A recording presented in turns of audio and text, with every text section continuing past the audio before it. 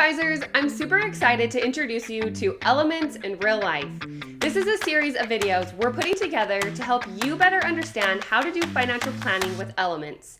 Each week, Elements advisors will take real client questions and show you how they use the vital signs to provide real advice. So check it out, and of course, don't forget to like and subscribe.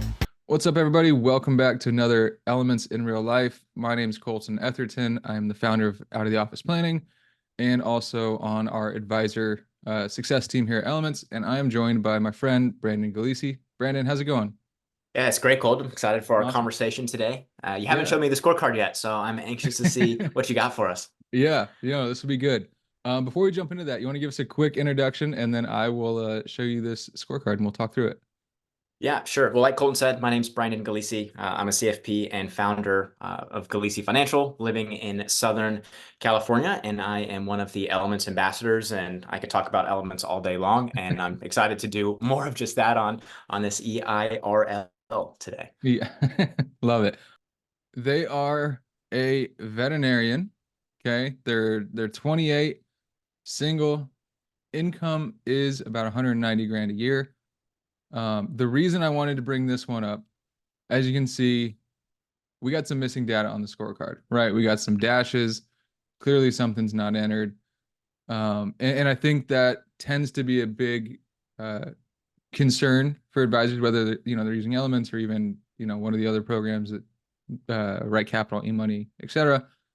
But I think we can still have a really good conversation and kind of get some information from the scorecard. So I wanted to talk through this one and see what kind of stands out to you and how you'd approach this if it came across your desk, so to speak.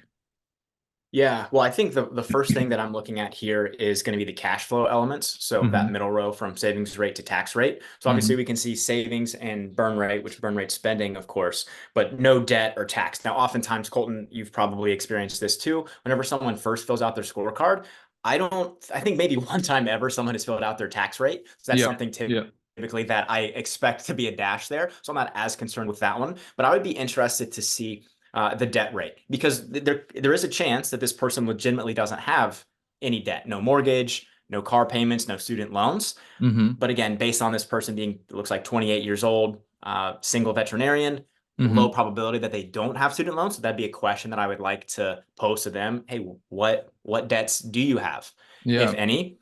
So that's probably the first thing that comes to my mind. What are some of your thoughts? Yeah, no, you're right. The cash flow is definitely, I mean, with young people, really, unless they're in retirement, the first thing I'm looking at is going to be the cash flow, right? Does this make sense? How close are we to 100% in that row? To me, like, savings rate looks awesome, right? If someone's saving 30%, I'm super happy. Yeah, that's almost 60 grand a year for them. Yeah. The burn rate, 19%. I'd question that. I definitely want to have a conversation. It could be like maybe they did just start in the workforce, as a veterinarian, they're making good money. They're still kind of living that graduate spending lifestyle, if you will. But definitely want to clarify. The debt was something I'm glad you pointed out. So the debt is not reflected in the cash flow, right? We've got dashes. But one thing we do know there is debt is because of this bottom row, right? So this total term element, which we can maybe talk a little bit more in a minute, but this total term element, which is looking at net worth divided by annual spending, is lower than the other assets here, right? So this person's clearly, they've entered some debt. We're missing the payment. So definitely want to dive into that, right? And be like, well, what is it? Is it student loan payments haven't started? Do you just not know it? Like what? Interesting. And the tax rate, man, you're right. I don't know if I've ever had anyone know their tax information, which is fine because we can always fill that in or do a holistic plan projection or something fun like that. All right, so cash flow obviously big for this person. What else stands out here, Brandon? Like, where would you take this conversation next? Yeah. Well, real briefly, I wanted to touch on even what you said. I mean, I think this is where the almost missing numbers are telling a story, where you can see that no debt rates entered, and it would look different if they put 0%. I think a 0% could potentially show up, or a 1%. So looking at that term row at the bottom, which is essentially showing all of their assets and where they're located, right? They've got 3 between their liquid and qualified term, yet a total term of 1.5. So they've got basically 1.5 years of debt somewhere, Yep. right? So I think that instantly is showing you they do have debt, and it's even reflected in their data, even though we don't know what that looks like on a cash flow perspective. So I think, yeah, missing data does tell a story and is still valuable while you're using elements, which I think is a really powerful component to the tool. Yeah, The other thing absolutely. the other thing that really jumps out is going to be the risk rates at the top. So equity rate and insurance rate. I've also found, Colton, that not a lot of folks are putting in their insurances. So their term life, disability insurance, professional liability, things like that. I see a dash here oftentimes, but then it provides an awesome opportunity to be able to see if this person's 28 years old, veterinarian, do they maybe need some disability insurance if they don't have it? Or maybe they do have it, but at least it allows you to ask that question and then dive deeper into the discussion. So insurance rate really is jumping out to me. And then equity rate, if this person is 28 years old, they're going to most likely need a much higher equity rate. They'd be pretty conservative at this point, probably too conservative. They're 28 and have 50% of their money in stocks. Yeah, I agree. I think back to what you said about telling a story. I think that also can tell a story and lead to questions, right? Because their equity rate being only 50%, we know they have 2 years worth in that liquid term. So my question, and trying to understand their story here, is, do we have a lot of cash savings because you just don't know what to do with the money, right? Maybe you're starting to make good money and you just don't know what to do with it. Or we don't have the real estate, right? They don't own a home. Clearly, real estate's at zero. Or are you saving that money to buy a home, right? Like, is there a different goal here? Is it unsure of what to do, so I'm just going to play it safe? Or is it, here's this big goal I kind of want to, put some money aside for? But yeah, I mean, there's so many things here, even with the missing data, that we can have a really, really good conversation. And considering that this person, it probably took them less than 10 minutes to fill this out.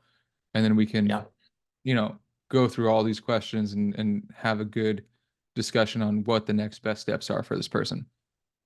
Yeah, absolutely. I fully agree. I mean, I think there's still other questions, and we're probably not going to be prescriptive with advice at the current moment. But now, just from this, and like you said, this probably took the person less than 10 minutes. Recently, I've had several people go through the onboarding process and legitimately took them 7 to 10 minutes themselves. And some of them even completely filled out the scorecard, which is awesome. But even from here, we're already coming up with several questions. We could have several next steps or several conversation points that we could toss onto the agenda whenever we're meeting with them. So then we're having a much more pointed discussion based on their unique situation, their pain points. And from here, it's really easy to add, oh, right, I forgot, Colton, to put in my student loan payments, for example.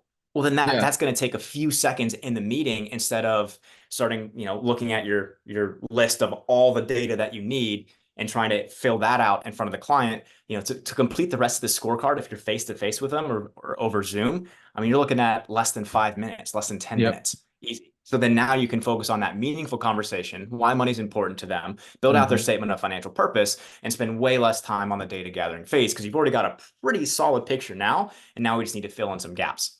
Yeah, absolutely. I love it. Awesome. Well, hey, man, thanks so much for joining me today. This was fun talking through a half-empty scorecard. Yeah, awesome. Thanks so much, Colton. Appreciate it. Yep. So what did you think about that? We'd love to hear your thoughts about how we answered that question. Do you think that you would have answered it differently? Comment below and let us know. Now, if you have a scorecard that you want us to dissect, or a client question you want answered using elements but aren't sure how, send us the client's one-page plan to cs@getelements.com, and we hope to catch you next time.